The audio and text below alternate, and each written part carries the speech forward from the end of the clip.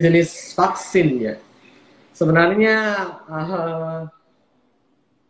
ada beberapa penyakit yang perlu divaksin kalau di Indonesia. Yang pertama itu kalau untuk kucing ya. Kalau untuk kucing itu ada yang namanya kalisivirus, rhinotrachetis, ada chlamydia, ada panleukopenia, ada rabies.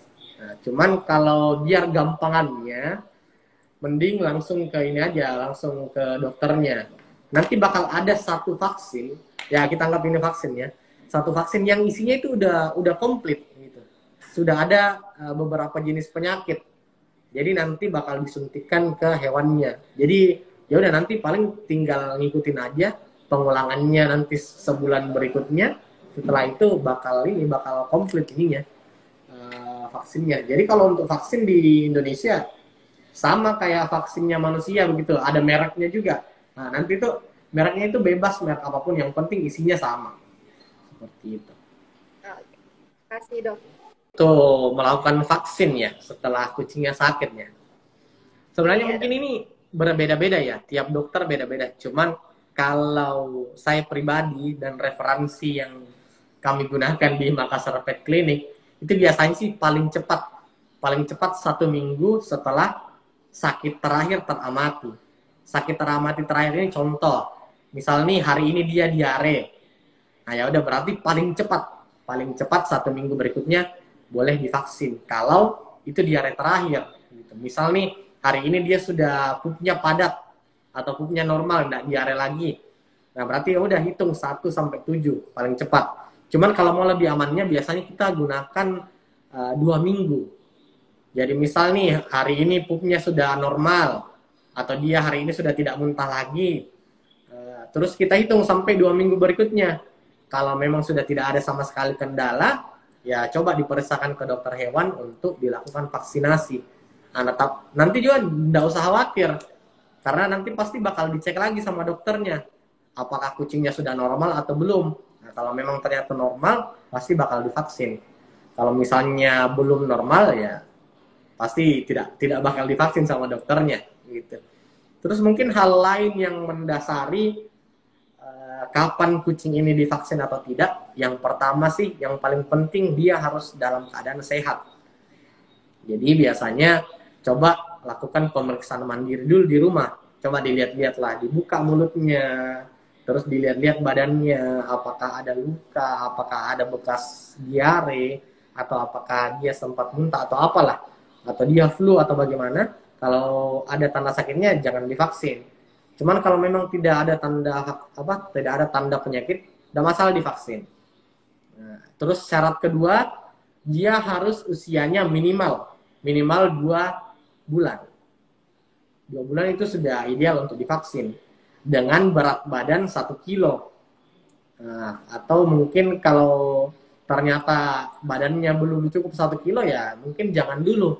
Barangkali dia malnutrisi nih kucingnya. Misalnya ternyata dia udah 3 bulan, tapi ndak cukup 1 kilo. Ya mungkin kekurangan gizi kucingnya. Entah itu karena makannya sedikit, atau mungkin karena dia cacingan, atau mungkin karena atau mungkin karena dia tersaingi oleh saudara-saudaranya, juga bisa jadi. Misalnya dia makannya sedikit gara-gara digangguin sama saudaranya, juga bisa jadi. Jadi kalau misalnya mau divaksin, itu tadi dia harus sehat, usia paling mudanya 2 bulan, terus kemudian berat badannya harus sudah sampai 1 kilo. Itu bakal aman deh untuk divaksin.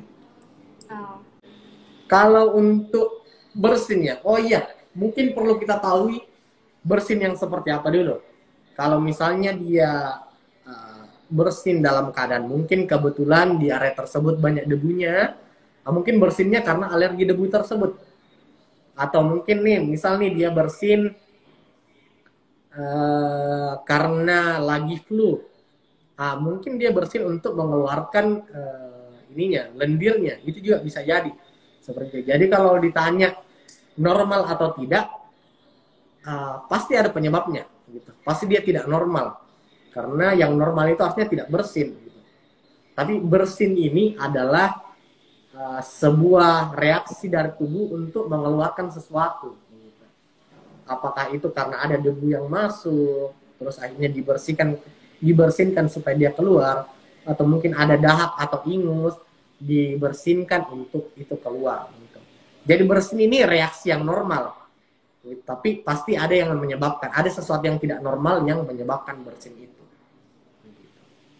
Ada dari kakak Dian _Putri _S, bagaimana perawatan mulut kucing yang bau? Kucing yang bau. Mulut kucing yang bau, Dok. Oh, mulut kucing yang bau. Oke, sebenarnya ada beberapa hal yang bisa menyebabkan mulut kucing ini berbau. Cuman ada beberapa hal yang paling sering. Yang pertama itu kontaminasi bakteri.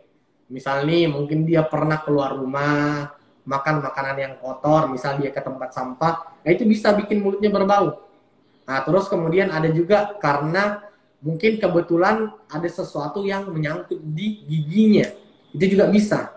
Nah, terus kemudian ada juga yang karena karang gigi.